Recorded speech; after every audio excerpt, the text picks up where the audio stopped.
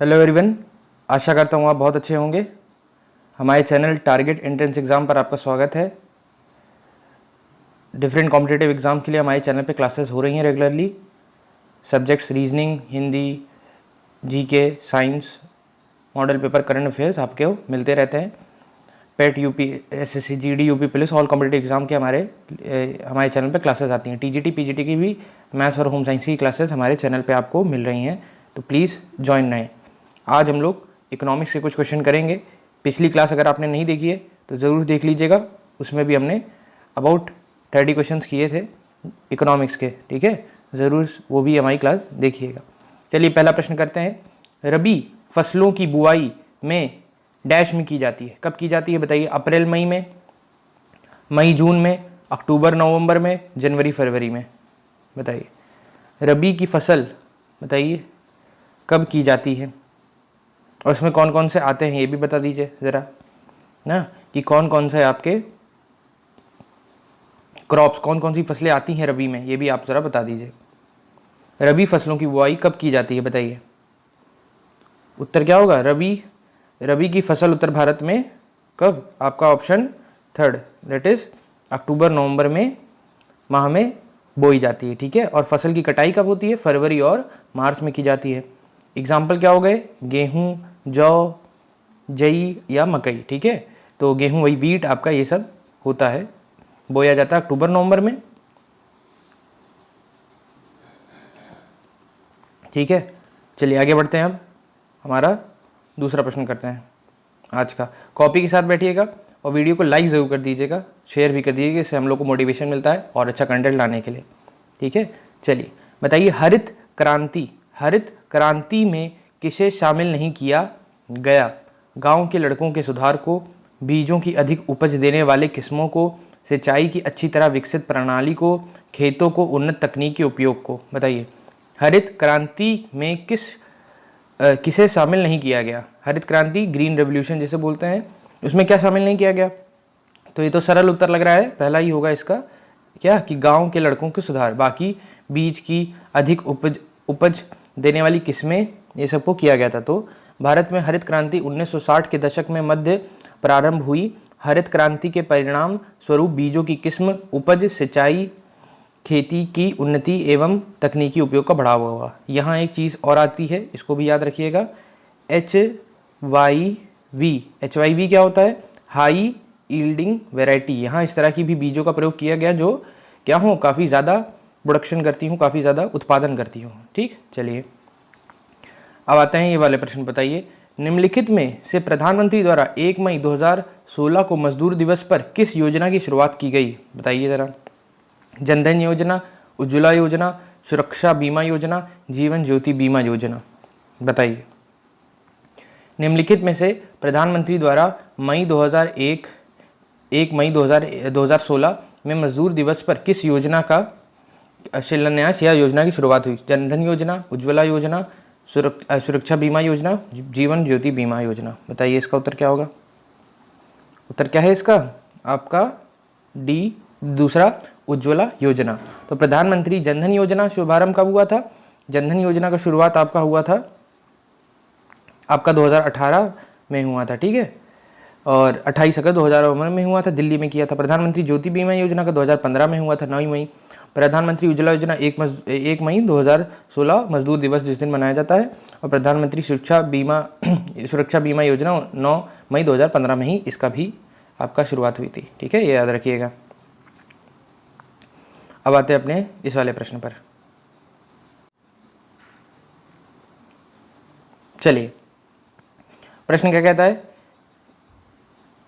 केंद्रीय बजट 2018 के अनुसार ऑपरेशन ग्रीन के लिए कितनी राशि आवंटित की गई?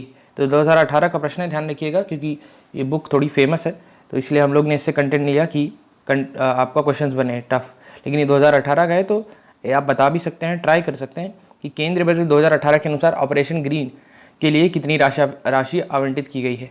तो ये प्रश्न की नॉलेज के साथ साथ आपको एक आइडिया भी होना चाहिए कि भाई ऑपरेशन ग्रीन है तो मतलब क्या, कि ये ग्रीन एनर्जी के बारे में बात कर रहा होगा, ठीक है। तो कितनी राशि आवंटित की गई थी? इसका उत्तर होगा 500 करोड़, ठीक है। चलिए आगे बढ़ते हैं। क्लासेस की टाइमिंग आपको ये दिख रही हैं, हमारे साथ ज़रूर ज्वाइन रहिएगा, ठीक है। चलिए आगे बढ़ते हैं। अब आते हैं इस प्रश्न पर, ध्यान दीजिए। मुझे उम्मीद है कि अभी तक आपने वीडियो लाइक कर दी होगी, प्लीज़ कर दीजिए और शेयर भी कर दीजिएगा अपने दोस्तों के साथ, ठीक है। चलिए बढ़ते हैं। कौन सी नदी को दक्षिण गंगा भी कहा जाता है? ये प्रश्न आसान है, बताना आपको ज़रूरी है। बताइए बताइए बताइए बताइए, कौन सी नदी को दक्षिण गंगा भी कहा जाता है? जल्दी बताइए, क्या उत्तर होगा? पेरियर, कावेरी, कृष्णा, गोदावरी। उत्तर क्या होगा? जल्दी बताइए, जल्दी जल्दी जल्दी उत्तर बताइए। तो उत्तर होगा आपका कौन सा? गोदावरी, ठीक है, गोदावरी आपका उत्तर होगा। गोदावरी नदी को दक्षिण गंगा भी कहा जाता है। कृष्णा नदी की प्राय लंबाई 1300 किलोमीटर, यह महाराष्ट्र, कर्नाटक, तेलंगाना, आंध्र प्रदेश में धरती है, बंगाल की खाड़ी जाकर गिरती है, ठीक है। तो गोदावरी को ही दक्षिण गंगा भी बोला जाता है। चलिए, मुझे उम्मीद थी कि आपने प्रश्न का उत्तर सही लगाया होगा, नहीं लगाया है तो आगे से ध्यान रखिएगा। चलिए आगे बढ़ते हैं। किसी देश में जीवन स्तर को दर्शाने के लिए निम्न में से कौन सा मापदंड है?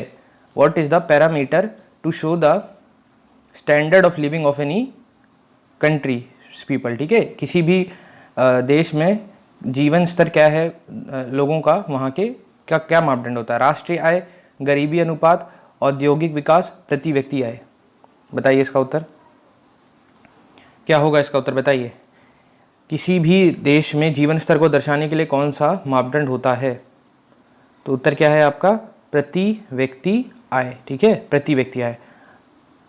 जिस देश में प्रति व्यक्ति आय अधिक होती है उस देश में लोगों का जीवन स्तर भी अच्छा होता है। जीवन स्तर विकास की पहचान है। तो ये अमेरिकन रूल है, ध्यान रखिएगा। अमेरिका में प्रति व्यक्ति आय भारत से बहुत ज़्यादा है, तो इसलिए उन्होंने अपना ही एक मापदंड बनाया है। चलिए अब आते हैं अपने कौन से प्रश्न पर बढ़ते। चलिए इस प्रश्न का उत्तर दीजिए। भारत के ने कृषि क्षेत्र में बेरोजगारी का प्रकार जहां आवश्यकता से अधिक लोग नियोजित लोगों को रोजगार दिया जाता है उसको किस रूप में जाना जाता है? बताइए। भारत ने कृषि क्षेत्र में बेरोजगारी का प्रकार जहां आवश्यकता से अधिक लोग नियोजित लोगों को रोजगार दिया जाता है उसके किस रूप में जाना जाता है? काफ़ी प्रश्न अलग है, थोड़ा सोच समझ के करिएगा। ऑप्शन क्या है? मौसमी, संरचनात्मक, सीमांत, प्रच्छन्न। बताइए। भारत के कृषि क्षेत्र में बेरोजगारी का प्रकार जहां आवश्यकता से अधिक लोग नियोजित लोगों को रोजगार दिया जाता है उसको किस रूप में जाना जाता है? मौसमी, सीमांत और प्रच्छन्न। बताइए कौन सा उत्तर होगा? देखिए, कृषि क्षेत्र में अगर जैसे 100 लोगों की ज़रूरत है तो वहाँ 120-130 लोग काम कर रहे हैं, तो इसको ही बोलेंगे आवश्यकता से अधिक लोग नियोजित हैं। तो इसका क्या होगा उत्तर? इसको बोलते हैं प्रच्छन्न बेरोजगारी। मुख्य रूप से कृषि और अर्थव्यवस्था के असंगठित क्षेत्रों में पाई जाती है। भारतीय अर्थव्यवस्था प्राथमिक क्षेत्र के रूप में कृषि कुल आबादी लगभग 51% रोजगार प्रदान करती है। ये ध्यान रखिएगा, लेकिन लोग इसमें उससे अधिक हैं, जितना ये प्रदान करती है उससे अधिक लोग यहाँ जुड़े हुए हैं, ठीक है। आगे बढ़ते हैं हम लोग। अब आते हैं अपने 30वें प्रश्न पर। बताइए, महात्मा गांधी ग्रामीण रोजगार गारंटी अधिनियम के संदर्भ में कौन सी सही बात नहीं है? ये पिछली क्लास में हमने प्रश्न किया था इसी जैसा। अब अगर आपने क्लास देखी है तो बहुत अच्छी बात है, नहीं देखी है तो यहाँ प्रश्न का उत्तर दीजिए। महात्मा गांधी ग्रामीण रोजगार योजना अधिनियम के संदर्भ में कौन सा सही नहीं है? ग्रामीण विकास मंत्रालय, इसे भारत सरकार 2009 में शुरू किया था। यह लाभार्थी को 100 दिनों तक काम की गारंटी है। इसे काम के अधिकार के रूप में माना जाता है। तो उत्तर क्या होगा आपका? इसे सेकंड वाला, इसे भारत सरकार ने 2009 में शुरुआत किया था, तो ये इसका गलत है। इसको 2005 में चालू किया गया था। महात्मा गांधी राष्ट्रीय ग्रामीण रोजगार गारंटी योजना है जिसे 7 सितंबर 2005 को विधान द्वारा अधिनियम किया गया है। यह एक वर्ष में 100 दिन रोजगार उपलब्ध तथा 220 रुपये प्रति दिन न्यूनतम मजदूरी देता है। 2 अक्टूबर 2009 में पुनः नामांकन किया गया नरेगा। अब इसका नाम नरेगा भी आप जानते होंगे। चलिए आगे बढ़ते हैं। एक ही भूमि पर एक साथ 2 या 2 से अधिक फसल उगाना कौन सी फसल प्रणाली से संबंधित है? प्रश्न का उत्तर दीजिए। मिश्रित, जटिल, अंतर, साधारण, क्या होगा इसका उत्तर? एक ही भूमि पर एक साथ दो या दो से अधिक फसल उगाना कौन सी फसल प्रणाली से संबंधित है? मिश्रित, जटिल, अंतर, साधारण। उत्तर क्या होगा आपका? मिश्रित। ठीक है, मिश्रित इसका उत्तर होगा। चलिए आगे बढ़ते। इस प्रश्न का उत्तर दीजिए। केंद्र सरकार द्वारा राष्ट्रीय खेल विकास कोष NSDF national sports development federation वर्ष की स्थापना किस वर्ष में की गई? 1999, उससे 98, मतलब 1999, 1998, 1997, 1996। आपके लिए आसान रहे, नहीं कई लोग को हिंदी में नहीं आता तो इसीलिए मैं इंग्लिश में बोल रहा हूँ। ठीक है, बताइए क्या उत्तर होगा? NSDF राष्ट्रीय खेल विकास कोष की किस वर्ष स्थापना की गई है? बताइए। तो उत्तर क्या होगा? 1998, 1998 में की गई है, ये ध्यान रखिएगा। चलिए आगे बढ़ते हैं। ओला ने हाल ही में किस खाद्य आपूर्ति सेवा प्रदाता कंपनी का अधिग्रहण किया है? बताएं। ओला ने हाल ही में किस खाद्य आपूर्ति सेवा प्रदाता कंपनी का अधिग्रहण किया है? फूड पांडा, जोमेटो, स्विगी, उबर ईट्स। बताइए क्या उत्तर होगा? तो ओला एक कंपनी आप जानते होंगे, टैक्सी सर्विस देती है। उसने किस खाद्य आपूर्ति सेवा कंपनी का किया था अधिग्रहण? तो उत्तर क्या होगा? फूड पांडा। ठीक है, फूड पांडा किया है, ने का अधिग्रहण कर लिया है। ठीक है, फूड पांडा खाद्य आपूर्ति सेवा प्रदाता कंपनी का अधिग्रहण ओला ने किया है। इसका मुख्यालय बर्लिन जर्मनी में है। स्थापना 2012 में हुई है। जोमेटो जो कंपनी आप जानते होंगे, खाना मंगाते होंगे शायद आप लोग भी, 2008 में स्थापित एक भारतीय रेस्टोरेंट एग्रीगेटर और फूड डिलीवरी है। स्विगी की 2014 में स्विगी की इलेदी नंदन रेड्डी ने शुरू किया था। यह भारत में एक ऑनलाइन फूड कंपनी है। उबर ईट्स, इसकी स्थापना अगस्त 2014 में हुई थी। इसकी मुख्यालय सैन फ्रांसिस्को, कैलिफोर्निया, अमेरिका में की गई है। ठीक है, चलिए पढ़ते हैं। भारत को की GDP की गणना के लिए कौन सा समीक्षा संस्था की जिम्मेदारी है? ये बताइए जरा। भारत की जीडीपी का फुल फॉर्म क्या था? Gross domestic product. इसकी जो समीक्षा संस्था है, समीक्षा की बात हो रही है, गणना के लिए कौन सी समीक्षा संस्थान की जिम्मेदारी होती है? वित्त मंत्रालय, मुख्य आर्थिक सलाहकार, भारतीय रिजर्व बैंक, केंद्र सांख्यिकी कार्यालय। उत्तर क्या होगा? बताइए जल्दी जल्दी उत्तर बताइए।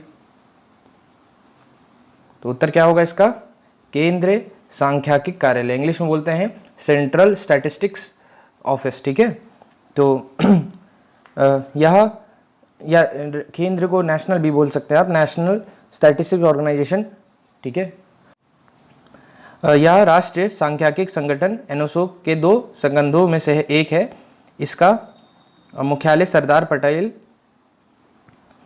भवन, संसद मार्ग, नई दिल्ली में स्थित है। भारत में जीडीपी की गणना के लिए यही संख्या जिम्मेदार है। ठीक है, संस्था जिम्मेदार है। चलिए आगे बढ़ते हैं। अब बताइए इस प्रश्न का उत्तर। भारत सरकार द्वारा योजना आयोग किस वर्ष में स्थापित किया गया? किस वर्ष किया गया था? बताइए। 1950, 1991, 49 और 1948। कब किया गया था बताइए। तो इसका उत्तर क्या होगा? भारत सरकार योजना को, अब आप लोग प्लानिंग वो से बोला जाता है। ठीक है, योजना आयोग वो। अब आप बताइए कब आपका स्थापित किया गया था, ये प्रश्न है। तो भारत सरकार द्वारा योजना आयोग 15 मार्च वर्ष 1950 में स्थापित किया गया था। अगस्त 2013-2015 को योजना आयोग खत्म कर दिया गया। इसकी जगह अब इसका नाम क्या होता है? नीति आयोग बोला जाता है। ठीक है, पहले प्लानिंग कमीशन था, अब इसको नीति आयोग के नाम से आपका नीति आयोग बोला जाता है। अब इसका नाम कब बदला ये भी पूछा सकता है कि बताइए योजना आयोग का नाम नीति आयोग किस वर्ष किया गया? तो 2015 में किया गया, 13 अगस्त 2015 में। चलिए आगे बढ़ते हैं। जब सरकार का कुल राजस्व उधार की छोड़कर नियोजित व्यय से कम है तो इसे क्या कहा जाता है? घाटा, वित्तीय राजस्व घाटा, राजकोषीय घाटा, अंदाज पत्र न्यूनता। जब सरकार का कुल राजस्व उधार की छोड़कर नियोजित व्यय से कम है तो इसे क्या कहा जाता है? बताइए। इसको बोला जाता है क्या? राजकोषीय घाटा। ठीक है, ये ध्यान रखिएगा। जब सरकार का कुल राजस्व उधार को छोड़कर नियोजित व्यय से कम है तो इसे राजकोषीय घाटा कहा जाता है। ठीक है, चलिए 12वीं पंचवर्षीय योजना का उद्देश्य क्या था। देखिए इकोनॉमिक्स के अगर प्रश्न आते हैं किसी भी कॉम्पिटेटिव एग्जाम में तो पंचवर्षीय योजना के एक से एक प्रश्न तो आना ही आना है कहीं ना कहीं, तो इसलिए अब तो बंद भी हो गई है, तो अब जितना भी डेटा है उसको एक बार आप रीड करके याद रखिए। तो अभी ये बताइए 12वीं पंचवर्षीय योजना का उद्देश्य क्या था। स्थिरता और प्रगतिशील उपलब्धि के साथ विकास, गरीबी और महिलाओं के शोषण को कम करना, तीव्र टिकाऊ और अधिक समावेशी विकास, तीव्र और अधिक समावेशी विकास। बताइए क्या उत्तर होगा। तो इसका उत्तर क्या है आपका तीसरा, तीव्र टिकाऊ और अधिक समावेशी विकास, सस्टेनेबल डेवलपमेंट बोलते हैं। 12वीं पंचवर्षीय योजना का मुख्य उद्देश्य तीव्र टिकाऊ और अधिक समावेशी विकास है तथा इस योजना का प्रारंभ 1 अप्रैल 2012 में हुआ था। ठीक है, चलिए अंतरिम बजट 2019 के अनुसार 22वां एम्स कहाँ स्थापित करने का प्रस्ताव है। बताइए 2019 के अनुसार पूछा जा रहा है, तो अगर थोड़ा सा आइडिया हो तभी उत्तर लगाएं। असम, झारखंड, हरियाणा, महाराष्ट्र। इसका उत्तर क्या होगा, इसका उत्तर होगा आपका हरियाणा। ठीक है, चलिए बढ़ते हैं आगे। मुझे उम्मीद है कि अभी तक आपने वीडियो को लाइक कर दिया होगा। चलिए बैंकों में, एक मिनट, हाँ, बैंकों में जमा राशि के अधिकतर हिस्से का उपयोग किस लिए किया जाता है ये बताइए। भाई ये बैंकिंग सिस्टम से भी प्रश्न आ सकता है, हाँ, अगर आप बैंक्स के कुछ एग्जाम दे रहे हैं तो। बैंकों में जमा राशि के अधिकतर हिस्से का उपयोग किस लिए किया जाता है। ऋण, संप्रेषक, गारंटी, ब्याज। बताइए। तो जैसे आपने अकाउंट खोला है किसी बैंक में, मान लीजिए SBI में, और उसमें अपना पैसा आप जमा कर रहे हैं, तो वो बैंक पैसा क्या करता है, बैठा तो रहता नहीं उस पैसे वहाँ, वो क्या करता है उस पैसे का, बताइए। तो वो क्या देता है, ऋण देता है। ऋण मतलब लोन देता है, बाकी बिजनेसमैन को या किसी को चाहिए होम लोन, पर्सनल लोन, उन्हें देता है। ठीक है, आपके ही पैसे का, और फिर आपको भी इंटरेस्ट देता है, इसको समझिएगा। चलिए किसी राजकोषीय वर्ष में सरकारी की सभी प्राप्तियों और व्ययों का वार्षिक लेखा जोखा क्या कहलाता है ये बताइए। यही तो अब आम प्रश्न है, लेकिन अब इस पर कट कर सकता है। क्या इसे बजट कहते हैं, राजस्व कहते हैं, पूंजी कहते हैं कि कर कहते हैं। तो क्या उत्तर होगा इसका, इसका उत्तर होगा कि इसे कहते हैं बजट। क्या बोला जाता है, बजट। तो किसी राजकोषीय वर्ष में सरकार की सभी प्राप्तियों और व्ययों का वार्षिक लेखा जोखा बजट कहलाता है। यह फ्रांसीसी भाषा के शब्द बॉयकाट, ठीक है, इस तरह का शब्द है, इससे बना है। ठीक है, इससे आपका टी यहाँ आता है, इससे आपका क्या बना है, आपका शब्द बजट बना है। चलिए गिट मिटिया मजदूर कौन होता है। बंधुआ मजदूर जो नए देश की यात्रा का भाड़ा चुकाने के लिए खरीदा गया श्रमिक, अवैतनिक मजदूर, अफ्रीकी। बताइए गिट मिटिया आपका क्या होता है, कौन सा मजदूर होता है। तो ये होता है आपका बंधुआ मजदूर जो नए देश की यात्रा का भाड़ा चुकाने के लिए कार्य करता है। ठीक है, गिरमिटिया मजदूर को वे बंधुए मजदूर हैं जो नए देश की यात्रा का भाड़ा चुकाने के लिए मजदूरी करते हैं। यहाँ प्रतिदिन 12 से 18 घंटे तक की कड़ी मेहनत करते थे। इन्हें केवल जीवित रहने लायक भोजन, वस्त्र आदि दिए जाते थे। तो स्लेवरी बहुत ही खतरनाक चीज़ थी। सारे यूरोप के जो देश थे पहले यही करते थे। आप हिस्ट्री में पढ़ते होंगे, फ्रेंच रेवोल्यूशन ये सब, तो वहाँ आप देखते होंगे कितना स्लेवरी ये लोग करते थे। निम्न में से कौन सा भारत की GDP की गणना के लिए उत्तरदायी है। सभी नगर पालिका पंचायत, केंद्र सरकार के मंत्रालय और राज्य और केंद्र शासित प्रदेशों में विभिन्न सरकारी विभाग, चुनाव आयोग या न्यायालय। लास्ट का ऑप्शन क्या है, न्यायालय। ठीक है, न्यायालय। अरे ये कैसा हो गया, अरे वाह कितना अच्छा चीज़ बन गया ना। चलिए न्यायालय, ठीक है। तो 4 ऑप्शन हो गए आपके। निम्न में से कौन सा भारत की GDP की गणना के लिए उत्तरदायी है। तो मैं तो यही बता ही सकता हूँ डायरेक्टली कि भैया आपका न्यायालय तो नहीं, अभी तीनों ऑप्शन में ही बता दीजिए क्या होगा ऑप्शन उत्तर। ठीक है, तो उत्तर क्या होगा आपका, केंद्र सरकार के मंत्रालय और राज्य को और केंद्र शासित प्रदेशों में विभिन्न सरकारी विभाग ही उत्तरदायी होता है। वही आपको हर स्टेट जो होता है वो भेजता है सेंट्रल गवर्नमेंट को अपना कार्य कि भैया इतना काम हुआ है। ठीक है, इतना GDP की गणना हमने की है। चलिए आगे बढ़ते हैं। अब आ जाते हैं अपने कौन से प्रश्न पर, अब आते हैं अपने इस वाले प्रश्न पर। वह उद्योगपति की पहचान जो वेदांत रिसोर्सेज प्राकृतिक संसाधन कंपनी के संस्थापक हैं। बताइए, वेदांत रिसोर्सेज कंपनी के जो संस्थान के कंपनी के रिसोर्सेज प्राकृतिक के संस्थापक हैं, उनका नाम क्या है? शंकर उदय, अनिल अग्रवाल, विशाल सिक्का, कुलदीप अग्रवाल। तो उत्तर क्या होगा इसका? इसका उत्तर होगा आपका अनिल अग्रवाल। ठीक है, वेदांत रिसोर्सेज प्राकृतिक संस्थान कंपनी के संस्थापक अनिल अग्रवाल हो गए। चलिए, विशाल सिक्का जो है वो इन्फोसिस के सीईओ थे 2014 में, और आपका उदय शंकर जो थे वो समाचार 4 मीडिया के ब्यूरो के थे। ठीक है, चलिए अब आते हैं अपने इस प्रश्न पर। किस अवधारणा के अनुसार गरीबी को अन्य गरीब लोगों के साथ केवल निकृष्ट परिवेश में रहने वाले गरीबों के संदर्भ में देखा जाना चाहिए? बताइए, किस अवधारणा के अनुसार, किस अवधारणा के अनुसार गरीबी को अन्य गरीब लोगों के साथ केवल निकृष्ट परिवेश में रहने वाले गरीबों के संदर्भ में देखा जाना चाहिए? सामाजिक पहचान, सामाजिक बहिष्कार, सामाजिक भेद, सामाजिक वर्गीकरण। प्रश्न को समझिए, किस अवधारणा, किस थिंकिंग के अनुसार गरीब को अन्य गरीब लोगों के साथ केवल निकृष्ट परिवेश में रहने वाले गरीबों के संदर्भ में देखा जाना चाहिए?